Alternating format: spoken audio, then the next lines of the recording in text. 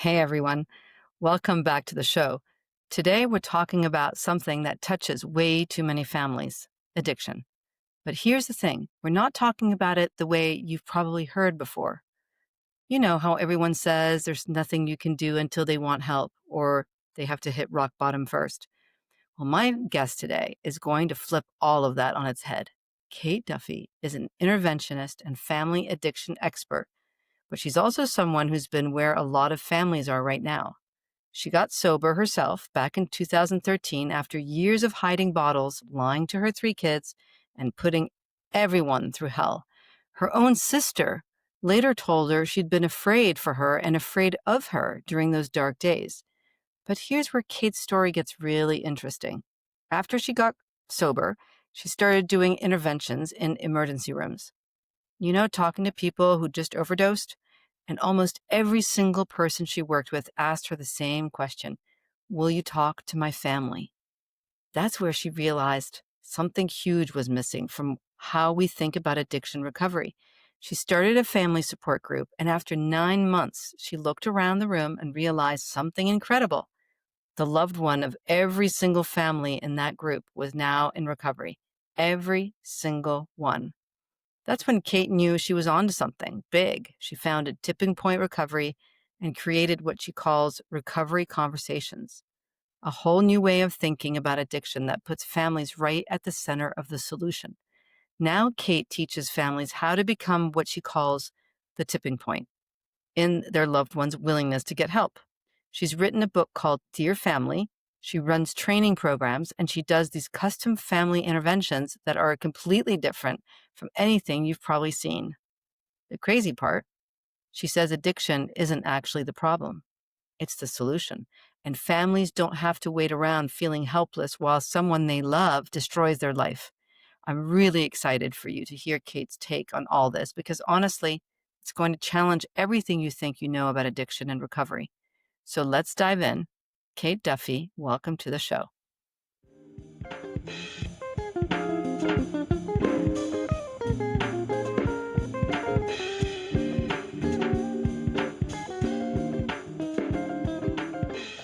Thank you, Diana. Thank you. Great intro. I appreciate what you put together. Oh, you're welcome. Would you like to tell us how you got into this? Yeah, I'm happy to be here with you. Thanks for the invite and to talk about this. Yeah, as you described, I was lying to my kids and I was lying to my sister and my parents. I was in the middle of a divorce. So the way I report it now is nobody was really watching out for my kids. They were teenagers. And I didn't know this at the time, but I had become a liar, a manipulator. What I didn't know is that the illness was this mental health challenge inside of me that was looking for coping strategies. I was falling apart. I had experienced real severe betrayal and loss of a family member to addiction. A lot of things kind of stacked up in a period of a few years, and I lacked the ability to cope. Again, I didn't have this hindsight then. So I was just using alcohol and then eventually other drugs to regulate, to try to regulate myself. And I was just like the people I was hanging out with. They were drinking and it just escalated to the point where my kids were confronting me and I had to start hiding it. I honestly saw no other way. Hiding bottles one day came to mind when you were reading the intro. My kids found 8 bottles of wine, empty bottles in my closet. My youngest, who was I think probably like 15 at the time, and they lined them all up on the table and I walked in the back door just doing errands on a Saturday morning, but what I was holding was a extra large Dunkin' Donut cup that was filled with wine, almost gone actually, and that's how I carried around doing my Saturday errands. And I remember that they were sitting there ready to confront me. My 2 daughters were at the table. My son was in the other room. He was in eye shot and earshot, but he wasn't at the table because he's not a confronter. But the girls look like my daughters look like state police. They were just not having anything but, we just found these. We know they're yours. We know they're not old, because I was trying to tell them they were from before. And I remember literally, I can remember it today, that there were two things going on in my head. One was, what are you doing? This voice in my head, like, what are you doing? These are the people I love more than anyone else. And then the other voice was, and kind of, what's your plan? What are you doing and what's your plan? The other voice was, I can't believe they're talking to their mother this way. How dare they talk to their mother disrespectfully? So they were this sort of good and evil. And I now look at it as like my soul part and my addiction part, the part that wanted them just out of the way. And what came out of my mouth was, this is none of your business and you shouldn't be disrespecting me. And I walked away. So the bad part won out. And I got to my bedroom and I just fell to the floor. I was devastated at what I was doing, but couldn't stop it. And just fast forward, as I finally started to get well after layers of treatment, is what I call it, rather than failed attempts. I think I needed multiple experiences with different types of treatment. I was learning about the disease or illness or condition, whatever you want to call it, from professionals. And they were telling me things that I had never heard. And I thought, they said, this is a thinking disorder, not a drinking problem. It's a thinking problem. And this is your brain's being hijacked. Your frontal lobe is shut off when you're in active. And I'm like, how come we didn't know this? How come nobody told my kids? How come nobody told me? How come no one came to rescue them? And so I recognized that all the people in my life were sort of what I call co-signing the Mhm. problem. And they were spiraling as I was spiraling, and nobody in that scenario gets better. So I quickly started to work in the field. I had to make sense of this. I think initially I did it to try to make sense of it and help. Because when you get that experience of this bottom of close to death and then you get well, you have to, it's just spilling over the top. I had to, not go back to whatever career I was doing before that or any of the careers I'd ever done. I had to join this force. So I started working as a case manager, and then ultimately what you brought up, working in the ER doing overdose intervention, showed me that not only were the families powerless over this illness and no one was really teaching them from behind the scenes, like why we did what we do, the doctors in the ER were working tirelessly with overdose after overdose after overdose and alcohol related incidences. People were just discharging within an hour of straight up dying. And I would think, the family's not notified. It just looked like such a mess. I really remember feeling like I was just dropped from outer space into earth. I felt very brand new because I'd never been in the medical industry. I'd never been in the addiction industry. And I was 2 years sober. And I just remember looking around going, something's wrong here. I Mhm. was trying to follow people down the hall, the chief of physicians, my boss in the job that I was working as this recovery coach. And people were listening, but they were like, well, he doesn't want it. And I was like, well, what's to want? He wants to die. She wants to die. Like, they don't want this. So I just started talking with professionals. And the interesting thing was, this was back in 2016.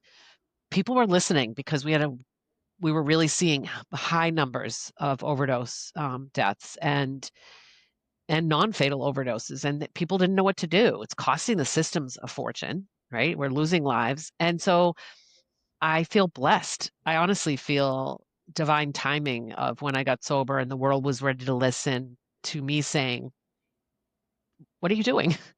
Mm. So I did. I started to engage. The interesting story about the ER was, when I first got into the job, they did not let me in the room with the patient because of HIPAA. You have to ask the patient, would you see this lady? They can't just let me bounce in. So here's how they were doing that. Would you like some help? They'd come out to me in the hall already. I'm all ready to go in and meet my brother or sister, as I'm thinking. And they kept coming out the first few weeks of this job and they'd say, oh, she doesn't want help. Or he said, no, he declined. She declined. And I remember standing there saying, well, they don't, they don't not want help. This is where I was pushing back. And it ultimately, after a few weeks in the job and crying to my boss, like, no, this doesn't make sense. It hit me. You're asking the wrong question. Don't ask them if they want help. And I said, will you ask them if they'll speak to an addict? So we went from engaging 1% of the people to now 100% of them saying yes. So the doctors kept coming out saying, she said yes.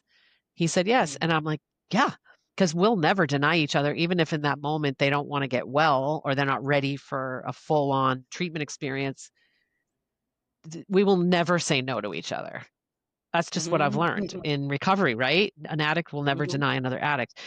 And it's like a club. And so I started to engage them all.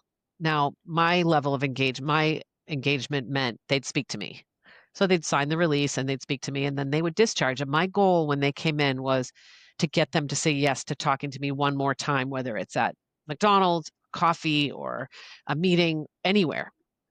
Mm. That was a win for me. And they were quickly saying to me, yes, I'll go to get coffee with you. I mean, I'd buy them coffee, I'd go have a cigarette with them, I'd do whatever I could do to just hang with them because Mhm. that's what they needed at that time. And I did discover that they were quickly asking me to speak to their family, which I later learned there was something I was doing that was eliciting that because that wasn't a common. Most people don't say, yes, talk to my family. And so I'll share what I think because I'm trying to unpack, like, what was I doing Mhm. that got so many to say, please talk to my family? First thing I did when I went in the room is I tried to interrupt and get a quick read on what was going on. Meaning, and I think I just learned this young, you walk in a room, you read people, I do anyway. And I either was met with anger eyes, like, I don't want you here, but fine. Mhm. And in that case, I wanted to go slow. Or I was met with, they were twitchy and I could tell they wanted to move. Like I just kind of quickly tried to assess where they were at. And if they were not looking communicative, I would do some interrupter like, do you want one of these cookies? I just took this bag from the nurse's station. Something that kind of disrupted the moment and they would look up curious, like, kind of like a kid. I mean, I worked in early childhood. It would be how Mhm. I would enter a group of 3-year-olds is playful, right? Or animated. And that helped me connect with each one. I would find my way to connecting with each one. And I would quickly, within the first 20 minutes of talking, I would somehow let them know that what I did. And it would depend on what they were saying, but if they said, I'd say something like, where do you live or who do you live with? Or like just trying to shoot the shit, right? Mhm. I wasn't clipboard. I wasn't taking an inventory. I was just vibing. I wanted to know who they lived with because what I had discovered was their chances are they lived with someone who either didn't know or knew and was somehow inadvertently enabling, possibly contributing to the cycle through not understanding them. I think I felt like at that point it was just instinctive. I felt like if people know you're using and they don't know the disease, they might be doing something that's not helpful. And they're Mm. certainly terrified. And so I would say something like, I don't know about you, but I lied, straight up lied to my family. And I would say what I did that I was guessing they did. Mhm. And they would all say, yeah, all the time. And I would say things, self-deprecating, right? Like, oh my God, I felt like a piece of crap. I did this or that. And then they'd say, so I tell families one of the first things is start to talk about yourself, right? We're pushing at them to do this and do that and stop using and stop scaring me or whatever. And just would connect with them. And they would eventually, within the first couple of hours of meeting them, say, can you talk to my mom? It was often a lot of them were in their 20s and 30s. I was 52 at the time, and they weren't my peer group. But I remember the young men, many of them said, can you talk to my mom? You act like me, but you remind me of her. So you can relate to my mom, but you're just like me. I would say to them, why? What do you want me to talk to them about? Well, so here's what they'd say. And I tracked all of this data because I was obsessed with how many of them were willing to engage. And they would say, one young woman said, well, if my dad doesn't stop enabling me, I'm going to die. Wow. Yeah. Someone said to me, my wife can't stand me. She thinks I'm doing this on purpose. So they started to just describe the pain they had and the pain their family had. And because it's a trap for everybody. And I remember I was brand new, right, to this side of the equation, which felt like multiple sides. Mhm. And so I would say, okay, I'll talk to your mom, sure, but I'm going to tell her the truth. To which they'd say, what do you mean? Well, that we lie. Because unless they understand why we're showing up the way we're showing up, they can't help us and they certainly can't help themselves. I think I was appealing to the side of them that didn't want to keep doing this, also Mhm. to the side of them that just felt awful for what they were doing to their family. I've Mhm. never met anyone that's like, I love what I'm doing to my family. We Mhm. don't. but we Right. do it anyway. I remember calling professionals in the field that had more experience than me saying, "Is this okay?" You and I've talked about HIPAA before. They were out of the hospital at this point. We're meeting at McDonald's. Mhm. I got their consent. They would sign a release because I was still working for a treatment center at the time in the field, though, out in the Mhm. community. And so I do believe we signed a release back then. And if they started to drink or use again, they would be mad that they signed that release, but they would they continued to allow, not stop their parents from coming to the groups that I was running. My sole purpose initially in doing this was I felt they were in a trap and that their family was in a trap. And I just wanted to shine a light on it for whoever was interested in seeing the truth. But then when I started running the support group, I had one primary mission, and that was to tell the families that I did that too. Mm. I heard so much anger and fear in the families. What I realized is families have this narrow vision. They see their loved one lying to them and they think their loved one is this. And what I was trying to explain to them is no, we all present this way as the disease progresses. I just wanted to loosen their anger because I thought if they're struggling with a substance and you're struggling with anger, nobody's getting better. Mhm. And so in this support group, I literally they would tell me what their loved one did, and I would say what I did. It was just like this. And then I'd bring in other peers of mine, come speak to these families. And we just started to give them the playbook, I think is what we were doing. So I did a lot of research in that year. Who's teaching families? Someone's got to be teaching families. And I went to Al Anon meetings. They weren't really teaching families about addiction. They were teaching families to unplug from it or take care of yourself. And I just kept searching. I'd find grants and I would put the whole grant through a word search to find the word family. Like I was just looking for someone's got to be telling the families the truth. And I wasn't finding it. Wow. So tipping point started because after those 2 years, we looked in that room and really everyone was sober because their families were understanding them, changing their response to them. And one of the moms handed me her notebook after 2 years and said, I wrote down everything you said. And I thought, this can't be anything special. I'm just a sober person telling people about my experience. And then I realized that's special. People need to know because families can't see the addiction Mhm. and you have to hear it from someone who is living it, right? I has Mhm. to my addiction and my sickness was in me. Couldn't see it on my body. And so it had to come through my words and through my stories and through my experience in order for families to hear. But the thing I realized is families are listening through a filter of a whole brain, more mental wellness usually. So Mhm. even when I tell people things, I don't think we even hear it at the same level because we're all listening through different filters. So that's Yeah. how it started. That's amazing. So you call it's a family problem, addiction. Hmm. But I remember when I first heard that, I felt a lot of shame. Shame. My family member was the one with the problem, not me at Hmm. the time.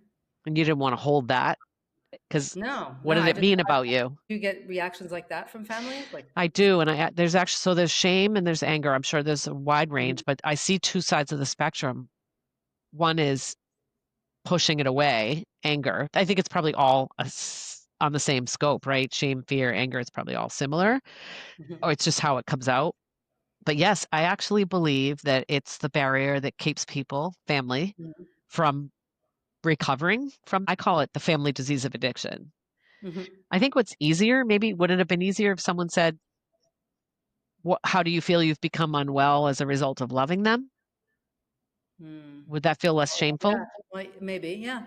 Because if you can self-describe your own how you've become unwell as a result of loving them, it feels less like it's your fault, Mhm. like it's as a result of loving them. As a result of being close to addiction, Yeah, it's like I poisonous. And when yeah, you're nearby, it's contagious. It's sticky, it's icky, it's gross, it's heavy, it's toxic, right? It's like narcissism. yeah, and I think that when I first heard that, I thought, "Oh, if my loved one is an alcoholic, they're implying that I am too." Ooh. So if I So, said you had the family disease of addiction, you would think I oh, meant, they're accusing me of being an alcoholic too. mm, If I were to answer that other question that you had, which is how is it manifesting in you, I would say I'm stressed out. Exactly. So it's stress. That's really important for I love hearing what's happening inside when you're hearing the messages Yeah. because I what I feel like I've become is super alert to the barriers, Hmm. people's feelings, opinions, thoughts, their blind spots. And I just want to break through them if people want to. I don't want to break through Yeah. anyone's blind spots if they're not co-signing in it. But people, we need each other to rise above this. There's also a certain level of guilt, especially like if you have kids who are going through mental health issues or addiction. There's a certain level, especially with trauma being such a buzzword nowadays. It's so easy for parents to feel like they're responsible for their kids' addiction. Right. So how do you Right. deal with that? Yeah. Well, if they're listening to me, I can tell you you're not responsible, but that's just words. Hmm. So we have three components in our program, and they're designed this way because I think people need to be looping through all of these, which is understanding the addict and their whole experience. And it's lengthy. Then understanding yourself and your feelings about it, and then separating the two Hmm. so that you see two paths. And I think that people need to if you feel guilt, like, well, it must be something I did. When Hmm. you start to understand why they're doing what they're doing, what the function of the behavior is, what they're seeking, what they need, what they get from the alcohol or drugs, it gives you some bandwidth to start to see that your reaction to it is you're attaching, right? It's like a process. It almost feels like we're peeling an onion. Like I could tell you, oh, you're not responsible for them drinking, and you don't just go, oh, great. You Hmm. don't snap into acceptance of that. I think it comes in layers. And I feel like we don't have a diagram yet of this, but I keep seeing it in my head. This framework is like peeling off the layers because what we tell you, families, and when I say we, I mean people on my team, and we're all in recovery ourselves. We all had bad bottoms. People like hearing from us because it's raw and it's real. Hmm. We say, nothing you did made me drink, and nothing you could do could make me not drink. Now, are there some dysfunction, less healthy functioning things when we were little? Yeah, but didn't you have those too from your Hmm. parents who were less than whole? So it's one thing to sort of lean in and say, could I have been a better parent? Yeah. Did I Hmm. cause this? No. So I just encourage people to answer your question. I would encourage people to say, what if that wasn't true? Hmm. Start to explore loosening the grip that might have on you, that idea that you're guilty. And there's freedom on the other side of it. Here's the other catch. Your loved one has a better chance of getting sober when you start to unpack some of that yourself. How is that possible? What do you think when you hear that? Does that sound like BS? I'm trying to remember what it was like before I got into recovery and before I did some work. I'm trying to remember what it was like back then. Mm, mm, I think for me, I needed to feel pain before I was ready to do work. mm. Um, and at the time when I got into recovery, um, yeah, I was, I guess I could disclose I did have a spouse, who had me, who brought me to this world of recovery. At that time, how did I feel? It's hard to remember, but I think I did want the pain to go away, and I wanted to be more in charge of my own world. But you said the pain needed to reach a certain threshold before you Hmm. were ready to do the work. And I meet with that a lot. I meet Hmm. people a lot who come in because they read my book or they heard something and they want to hear from us, but I can hear their attachment, and I don't even mean this negatively, to the story, Hmm. to the pain. And there's some comfort in that for a while until there isn't.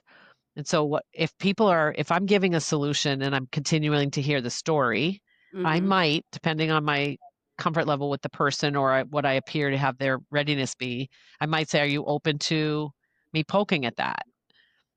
Or, Hmm. are you open to looking at an attachment or holding onto that story? And people can learn that I'm holding this because I don't know what else to do. I'm holding it because it's easier to be mad than do Hmm. something about it, right? And I don't know what to do about it. I don't know what it means about me. So I do think we have to reach a certain level of pain before. I like Yeah. at least being in community to invite people that Yeah. there could be another way. Yeah. At the time, I was delegating a lot of my power to my spouse, Mm.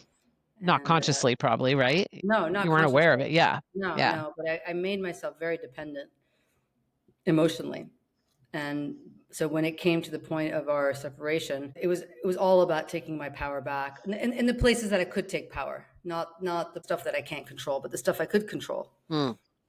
Like, cleaning up my house, decluttering, fixing my daily routine, doing exercise, So going to that's bed what you on were time. starting to do to put yourself back together was Yeah, yeah, strengthening. It's almost like you were strengthening on the outside.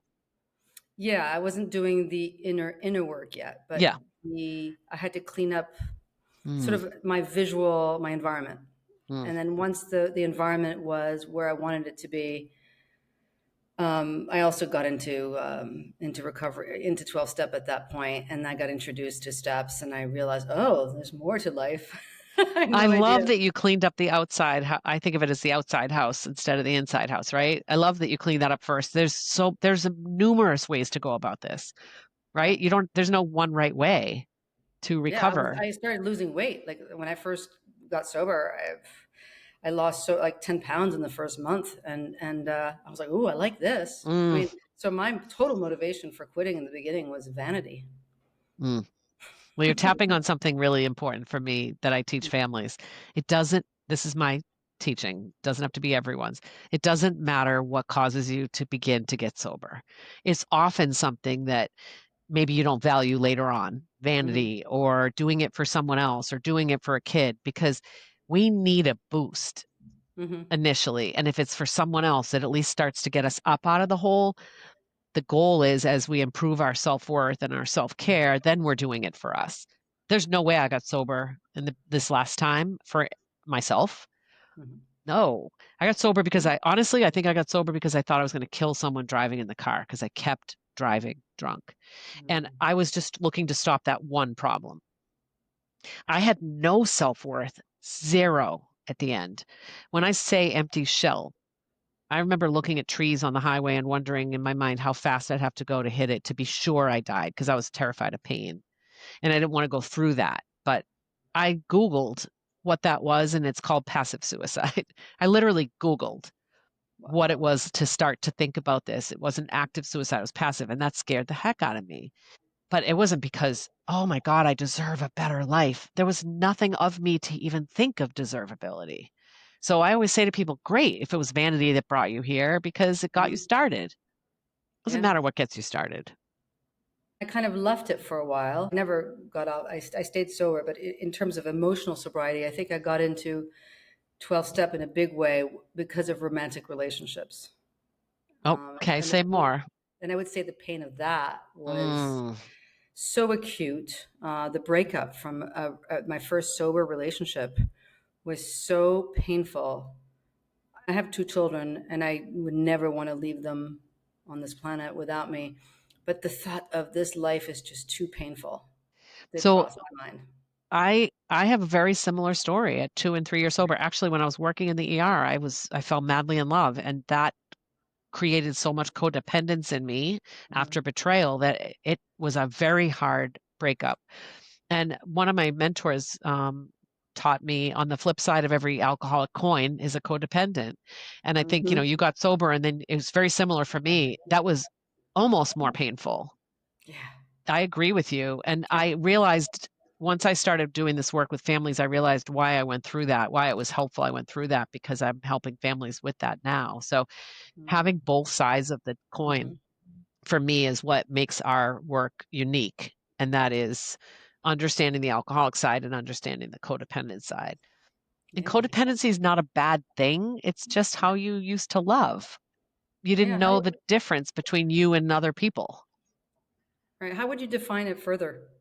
I think of it as I think of as codependency as something, some habit we learned as children that actually kept us safe. Mhm. So as little kids, I believe all of us lived in some level of dysfunction because we're all raised by human beings, Yeah. right? So that's just my theory. Some less, functioning and some more functioning.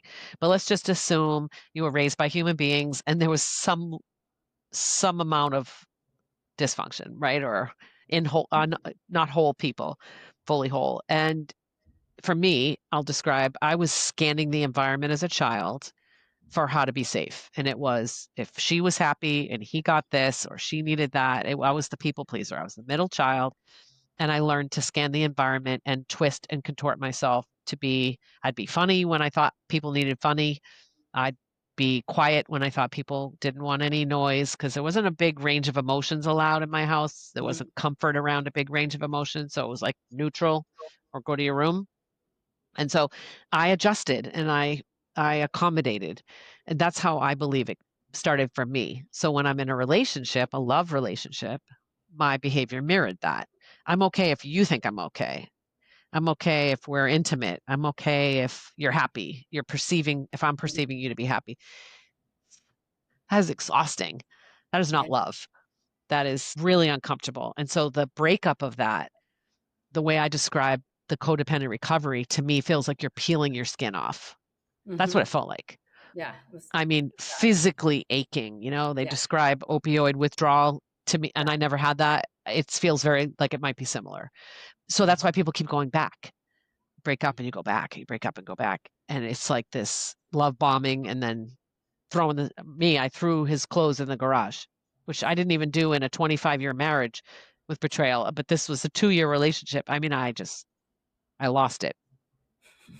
And So he did was an I. addict. And I was helping addicts and I was making a mess at home. Yeah, it's painful. And so I think of it as I clasp my hands and say, codependent relationship is when you can't tell the difference between where you end and someone else begins. You don't know what's yours. You think their feelings are your responsibility. It's this infusion, which is why I got that skin analogy. I mean, it's gross, but it's like tearing off, tearing yourself apart from someone is super painful. On the other side of it, though, Hmm. so freeing to find yourself again. Yeah. But that's a big journey. It is a journey. And without that pain, we might not be motivated to do that work. I had no idea. It was all about him. He did this. It's his fault. Mhm.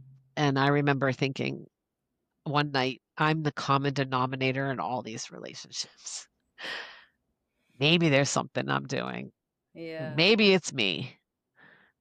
And that was a deeper layer. My first layer was 12 step with drinking and drugs, and my second layer was other people, Mhm. finding myself at that new level. Going back to families, Hmm. how yeah, how do you help them understand what they're doing is perhaps loving, Yeah. but contributing to the problem? Well, in this conversation, if people are listening, they may be identifying, they may be self-identifying that codependent relationship can be a partnership, it can be a parent-child, Mhm. it could be a sibling, right? There may be an element of codependency. So if this is resonating with people, what I say is you're finding yourself. That's the goal of recovery, is to find your way. There are multiple paths to get out of this pain, Mhm. but the first step is to say, this is pain, and to know there's an absolute path out and there's a better way. What I love about what we do at Tipping Point is it doesn't matter if you want to help yourself or you want Mhm. to help your addicted loved one more. It doesn't matter. Like I Mhm. said before, you got sober for vanity. So what? Mhm. That didn't lead you forever. You found a deeper meaning.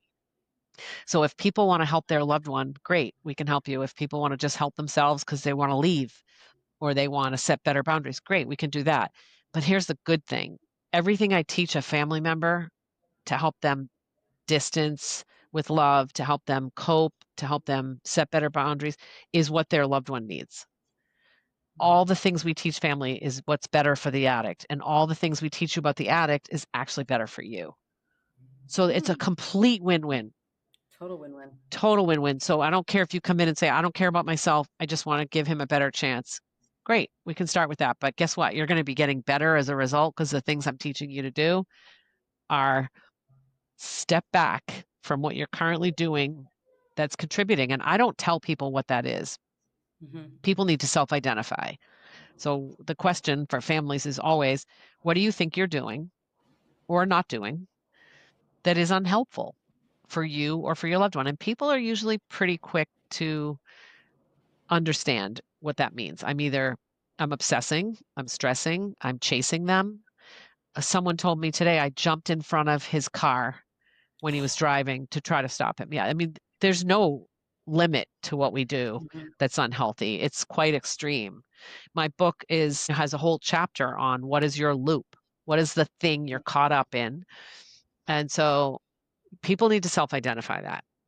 What do you do when bills come in for your loved one Mm. and you know they're going to go to collections? Hmm. It's going to hurt their credit rating. Yeah, They're not going to be able to rent their own place because they're always going to have to rely on you to co-sign. right. What do you do? Right. So question would be, do you feel prepared and ready to take that responsibility on for the rest of your life if they never recover? How far are you willing to go with this? That's something to think about. And Hmm. for people that feel done, there's a way out. But let's back up and talk about people that don't feel ready to be done. Let's just talk about that for a minute. If I'm drinking and drugging and you're paying my bills, a family told me we've we've paid off 12 cars that were totaled as a result of DUIs, and like just a complete train wreck. And then this cleanup crew would come in Hmm. and they wanted to be done with that. And how could they do that? Because then he'd have this mounting debt. So what we did is we talked to them about the value for someone in recovery to have the responsibility to repair their credit. You can't take that away from someone. You cannot ever give someone the esteem that comes from raising your credit score. I'm a perfect example of this. My family did everything for me because my parents are givers. And the pattern started for me really young. I was asthmatic, really asthmatic. So they were like, "Oh, poor Kate, she needs extra stuff." So I just became the one in the family that got extra care because they were afraid that I had asthma when I was little, right? It just became a thing. And I remember in early recovery, my mother wanted to outfit a whole apartment. And I said, "You have to stop. If you do this, which is loving and trying to be helpful, all it's doing is teaching me that I can't. Mm. And if I don't learn at 50 years old how to manage myself, how how will I get through? You're not going to be here forever." And there's no amount of I can't tell you what it feels like to watch my credit score go up, to watch my savings account grow, to watch my debt diminish. You couldn't have given that feeling to me by anything Mm. you did for me. So I tell people, I know people that have come out of jail with mountains of debt and not a piece of stitch of clothing on their back, and they buy a house in a couple of years. There's nothing people can't do when they recover. And you don't want to rob people from the opportunity to carry the water and chop the wood, as my friend Earl says. He says, Yeah. chop the wood and carry the water is what early recovery is about. And so that's a tough one, though. I know people that have walked away from helping their loved ones with hundreds of thousands of dollars of debt. And it's been as painful as we described breaking up with those Mhm. codependent relationships. It's really hard to do. I'm not saying what I'm asking families to do is easy at all, but all you're doing is making their life easy so they can continue to self-destruct. And you don't want to be part of that. No.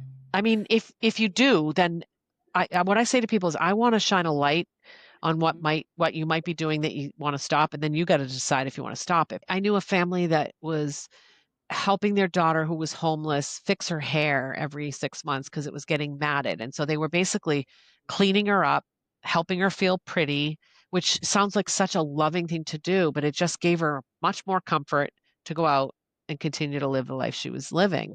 They started to see that even that was lifting her to go hurt herself more. And it Mhm. wasn't that we were saying, don't help her, don't get her hair washed, don't. That isn't what we're saying. And that's actually really important. I'm glad I just thought of that because Yeah. people think in the world that you have to cut them off and kick them out or bring them in and hold them. And that's what I see in families. And in married couples, it's often one wants one and one wants the other, very often. Yeah. It's neither of those.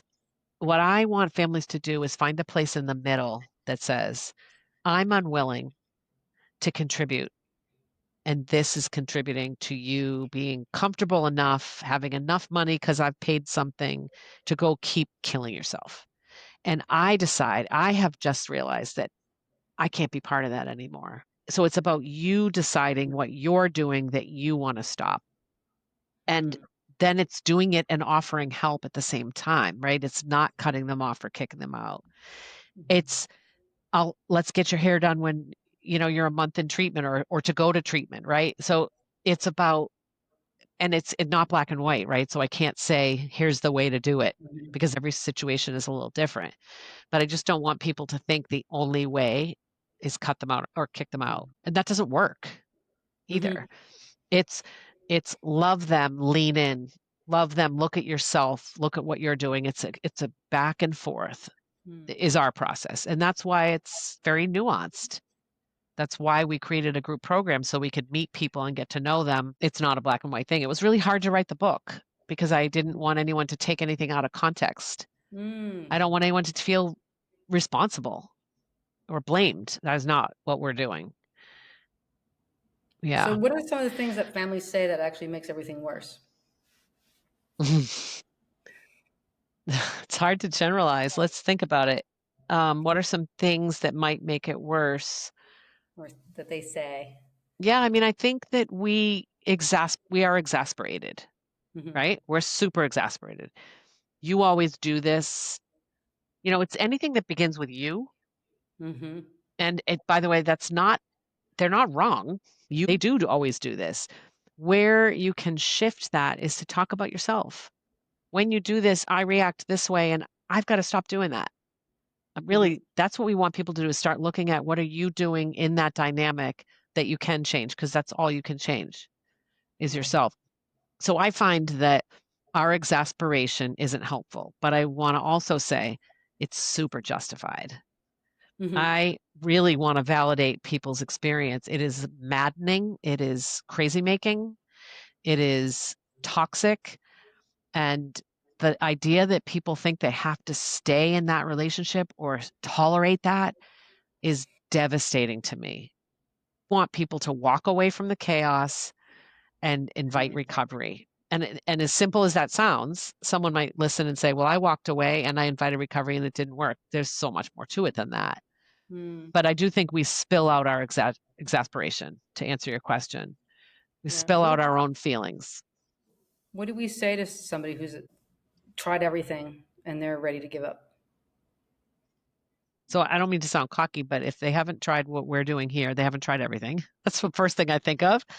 I know it sounds super confident, because if I find this somewhere else, I'll be thrilled that someone else has seen this framework. So I would say there's never no hope for me. But when I hear I've tried everything, this is what I interpret.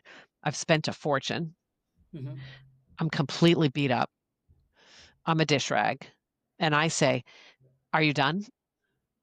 Are you completely done co-signing the problem, thinking that you can change it, Mm-hmm. getting caught up in the drama, rearranging your entire life, thinking you're helping someone? If you're really done, then you're ready for another way to look at this, which is pull yourself out of the chaos, get your life back, get your voice back, get your money back, stop what you're doing, and take care of yourself and have healthy boundaries, and learn about the disease the way you would learn about any other disease, because the way we're going about it isn't working. That's what I would say. Nice. So, what could they do? You're going national. We service families all over the country. We're like almost a consulting firm, consulting in Mhm. education. So we partner with families to do all kinds of intervention methods. And really, what we're doing is we're working first with the family Mhm. to understand your family and who are the players. And likely there's fracturing happening. One person is enabling, one person is saying, I'm done, I'm out. That happens all the time. When I meet a family of 4 people, there's 4 different places people are in. So the first thing to do is bring that family together and start having conversations without the identified person there, so that you can start to have some sense of your voice. All of those voices are right, is what I tell Mhm. people. The person that kicked them out needs a boundary. The person that's enabling knows they need a certain level of help. Put those two together and start to reshape it. It's a game changer. It's a Hmm. game changer. So I tell people in the family, they're not right. They're not wrong. They're not wrong. You're all right. You're all just trying to go about it. It's just adjusting those pieces. So it's almost like I don't know, I don't play chess, but I just pictured a chess game when I think about meeting with a family system. We want to rearrange the family Hmm. to see where they're accommodating and start to make some changes. And then we can address your loved one, professionally guided conversation to help them look at Right. things differently. That's what I think people can do is start to first of all, they can start with my book, Dear Hmm. Family, Family. by Kate Duffy. Yep. It's called Dear Awesome. Family, Why Your Loved One Won't Accept Help and How to Help Them Anyway. Because you need to help yourself in order to help them. Then you have the training, the $97 training. Yep, which actually you also get for 27 on when you buy our ebook. So we have video training series that again was difficult to record because as you're hearing me, it's not black and white. There isn't a Mhm. this is not a quick fix. This is not a do this and get that result. This is a pathway Mhm. with a framework that's been worked for 10 years that works. Mhm. It works to untangle you from the chaos. It works to give you a better way to connect with your loved one to reach them, a far greater chance that they'll get on a path because everyone around them is getting emotionally sober, Mhm. is what we're doing. So they can, yes, the training is a great way to start. The training in the book, and the training is called Stop the Chaos. Mhm. The book is called Dear Family. And then if you want more help than that, you can join a group program, which is all held over Zoom, people from all over the country. More help than that would be a private, custom, our family needs you to come here Mhm. to our kitchen table and help us Right. and guide us for months. So would that be with your independent certified interventionist? Yeah, we have a team of interventionists. I'm one of them, and there are a few others. And the services are really case management for the family at all Mhm. levels. Mhm. And it varies the degree that we lean in, depends on Mhm. the situation. Wow, Yeah. that's so cool. Are you working with with treatment centers? We are working with a few treatment centers and looking to do more of that next year. So, treatment centers issues are a little different. There are two problems that we help them solve. It's a high rate of people leaving treatment early. Mhm. Across the industry, there's a rate, it's called AMA, leaving against medical advice. A lot of people listening might have a person that went to treatment, got uncomfortable, called them up, get me out of here. And we go pick them up for various Mhm. reasons. And leaving treatment early is a problem. The second problem treatment centers have is I don't know the way they describe it, but I call it over-involved families. Families that call a lot, families that need a lot of attention, families that are unwell, Mhm. and they don't have the bandwidth to manage Mhm. that, right? And I don't know what words they'd use, but that's what I see. I would have been I am one of those. I'm gonna call the treatment center, I'm gonna be chasing down my person. Mhm. I mean, I've done that. So, we partner with treatment centers to run a third-party service. They hire us to run a family program for them, and then we hold the families.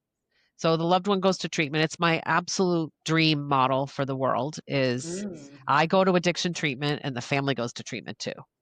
Mhm. Because then you're sending a person in recovery home to a system that knows what they've been doing in treatment, that has been doing similar things themselves. I mean, come on.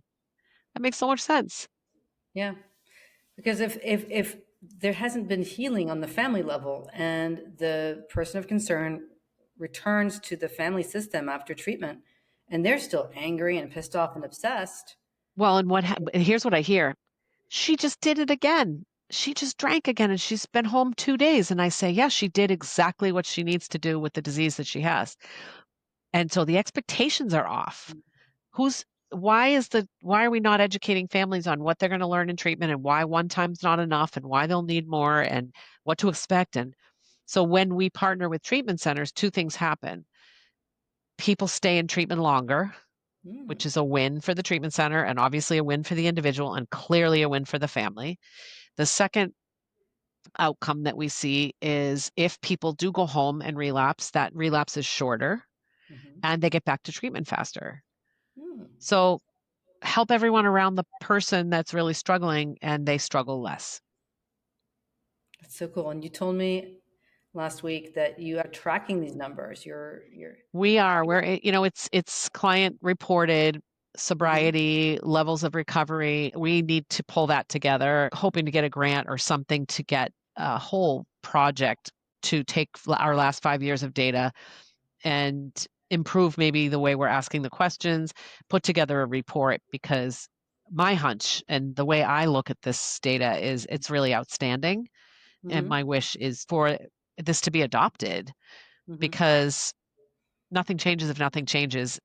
And having the person with this complex, layered, high rate of recidivism illness is not working, is Yeah. not working. So something has to change. And I believe the family system can become that sort of putty. I think of it as like putty between the systems. There's so Mhm, many loving, meaningful programs, right? They're pouring resources into helping at all these mhm, stages.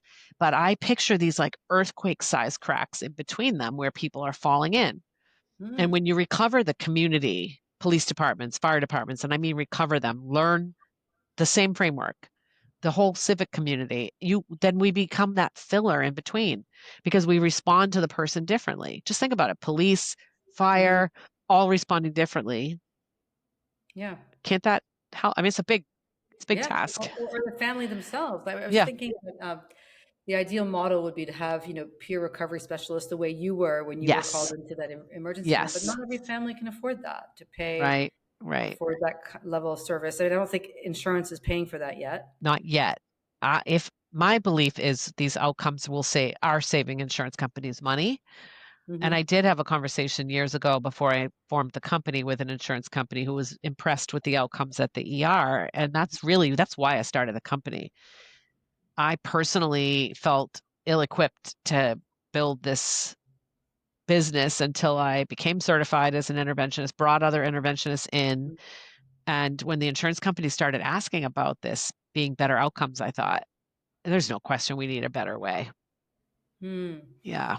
So families, until health insurance can pay, they need the serenity prayer, the courage to change the things they can. The things they can is to get educated. Yes.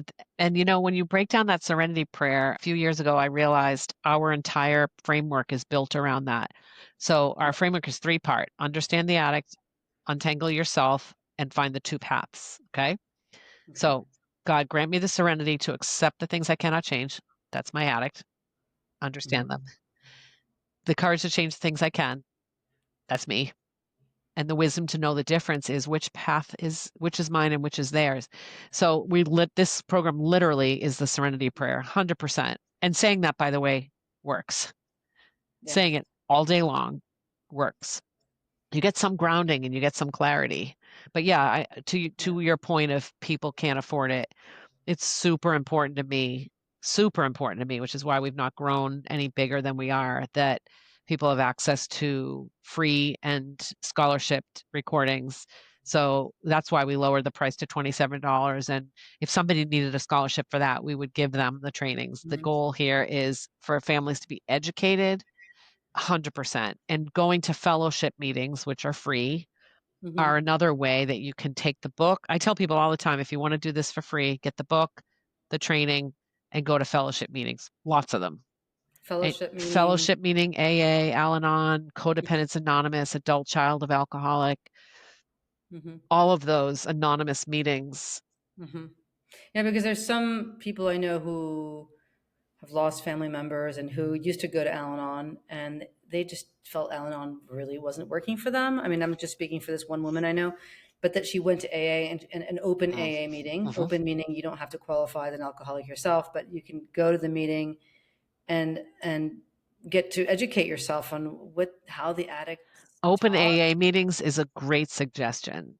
Mhm. And I know people that have actually gone through the 12 steps as a non-alcoholic in an open AA meeting, gotten a sponsor and used that step program. Yeah, if one isn't working for you, find another one. There are so many right now, way more than there used to be. Yeah, there's an anonymous for everything. There is, Overeaters, there is. debtors anonymous. Yeah, There's everything. yeah. I've always erred on more of the first part of the Serenity Prayer, the okay, It's not my problem. It's them. Mm. I've been working the steps and realizing that I have an avoidant side to my personality, and so I love that first part of the Serenity prayer. But it's the second part, the courage to change the things I can, that I'm working on now. That'll be a great question for us to ask. We're forming some forms for people to fill out when they first come in. I actually really like adding that as a question. Which part do you like better? Because it tells a lot, Mm, right? And we have a framework walkthrough when you get the book you can get for free that shows the whole framework. And people say, I understand the alcoholic. I'm working on me. And it's the same thing, the two parts of the Serenity prayer. But which one do you like better? It reminds me of how happy people are when Mel Robbins wrote the book Let Them, mm-hmm. because people want to just let them. And there's more to that theory, and there's more to our theory, which is allow them to have their experience so they can feel the consequences of their addiction, but help them lean in. Mm-hmm. And when we work on us, that second part, that's where we can help meet them where they're at. And yeah, so what you're describing is there's some fear around leaning into that second part of the Serenity prayer. That's okay. Yeah, 'cause I was so afraid of being controlling. That you went the other way. Yeah, Yeah. so I went into avoidant. I don't think there's any person that's ever joined our program and not been afraid, Mm-hmm. right? It's like, are you afraid and spiraling down, or are you afraid and you're ready to lean in afraid? So I say to people, come afraid. The woman that was telling me that she jumped in front of the car, I was telling her, look at all the barriers to why people aren't getting well. She said, I'd like you to study the families that don't make it as a result of. That's how much pain she's in. Mm-hmm. And I'm sure we hear heart, we hear AFib often in our family batch. So, our family pool. So the point I want to make is it's taking everybody down. Mm-hmm. Families become really sick, medically sick as a result Yeah, of stress, high cortisol, fight or flight, PTSD. It's all real. yeah, chronic stress. Apparently, stress that lasts longer than 6 months is considered chronic. I mean, insurance will and should cover all of this because everybody gets really impacted by addiction. There's no question there. Someone did just say this to me today, too. It was in a call. She said, I just want you to know all the bad things my husband says because I don't want him to convince you that he's fine. And I Oh, said, so what you're telling me is you think us and the interventionist that's working with her has 15 years experience. So I said, so what you're saying might be the wool might be pulled over his eyes. That's how jaded she is. mm-hmm. And she said, I know that makes no sense. I said, no, it makes a lot of sense. It just shows how cornered you are with this disease. And I just want people to know that it doesn't matter your situation. It doesn't matter how bad you think it is. We've seen it and there's still absolutely hope for all of it. I said, your husband's not unique. I'm sorry. I know he feels it to you, but it's not. And we don't believe anything anyone tells us when we meet them because that's how we start out with the addicts. Yeah. We just don't ever. So don't worry about us believing your loved one. They are not going to pull one over on us. You can't bullshit a bullshitter. I love what you Yeah. say. Addiction isn't the problem, it's the solution. Yeah. The substance is their solution. Yeah. So people are spiraling and you're saying stop doing that. And it's the one thing that I found that's helping me cope with life. So until I get other ways to cope with that, I'm not putting that down. So enabling as a family member, enabling Our drug. is our drug.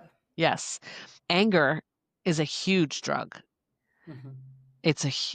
We get a lot of dopamine and a lot of Mm-hmm. adrenaline, and we feel empowered because of anger, but we're actually not. It's hurting us physically, Mm-hmm. medically. But yes, enabling is us, and it's a very parallel path. Mm-hmm. That's what we're helping families do is see what are you addicted to? What is the trauma that you're repeating? I mean, it's not an easy thing that we're asking families to do, but The people yeah, pleasing, the people fawning. pleasing, the fawning. Yep. It's me. We have tools for all of that, Wow. concrete tools for all of that to unpack that, separate from it, and life gets better. And you know this from the work you do. Life gets better. There's a kid whose mother is an alcoholic, the sister is a crack addict, and he is staying in the house because he needs to help his mom. Oh, Because mom can't handle it because the daughter's making crack in the house. oh. So he's mowing the lawn, fixing the house. And I said to him once, why don't you leave? You're in this madhouse with, the crack addicted sister whose boyfriend comes and he's violent. And he's like, if I leave, I'm afraid of what's going to happen to my mom. So he's literally holding that house up. Hmm. Yeah, that's And he was working. He had a job. He was going to work every day, like at 6 in the morning. so if And, people are listening who are in the situation like that you just described, what I want people to know is you start somewhere. mhm, If you want to reach out and talk to me and our team, we are not going to drag you in and make you stop all that because a person with that amount of pressure mhm, can't see how to just stop it all. It's just mhm, like the deeper we get in our addiction, we can't just stop it all. It takes layers and steps, small steps. So a person like that might just benefit from someone to talk to about what they're going through so they don't feel the heaviness. Like you with your shame and guilt, you had to start to peel that off before you could get stronger to do the next thing. It doesn't all have to be done all at yeah. once. I think for me, what was really big was cleaning up my environment and giving myself a safe place. Yeah, I love that you created the safe place externally and then you were able to work on the internal. That's really cool. Well, it's how I clean up my house. I like to create spaces that are really beautiful, and then they grow. I love that. Yeah, I love yeah, that. yeah, yeah. So yeah, okay. Well, we're at time, but thank you so much, Kate. Yeah, thank you, Diana. And I'll put all of the links in the show notes, your website, your book, Appreciate and it. anything else you will give me. Thank Yeah, you. you're welcome. Before we wrap up, I'd like to thank Oliver Kiker for the jingle and Gwendolyn Christian for the backup support. Also, a quick reminder, these interviews are not a substitute for professional, medical, legal, or psychological advice. Always consult with a qualified professional for any major decisions in your life. And thanks for joining me in exploring the connections that make us human and learning insights and strategies to help us build, heal, and nurture relationships, including and especially the one with yourself.